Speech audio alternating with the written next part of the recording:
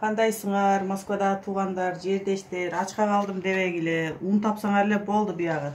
Чалкан бүт Москвадагы чалкандарды терип, келгиле дагы битта пияз болсо болду. Кичине майыңар болсо кууруп. Мына бизде битта пияз калыптыр, кичине un калыптыр. Ошондон эптеп бир тиричилик кылып атабыз. Посольствого чалганбыз.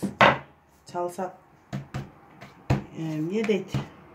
Майыптарга, карыларга, биз эмне Кыргызстанда жүрөт белек майыптар, карылар болуп. Биякта эми болсо бир 5-6 эле адам болсо керек го. Калган баары эле иштеген келген мигранттар да жаштар. Айтсак түшүнүшпөйт, эмне кылайлы эми? Ушинтип көчөдө ит сийип кеткен немелерди не деп коет элет, чалканды терип келип өзүбүз ишенбей атабыз ушундай күнгө кабылып калганыбызга. Коронавирустун тактан келди. Ишенбесеңер муну ачып көрсөтөйүн. Муну эртең жейбиз.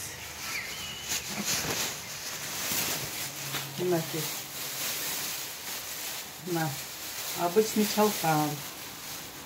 Мантып жегиле. Мына биз мурда бирок жеп эле жүргөнбүз чалканды Кыргызстанда.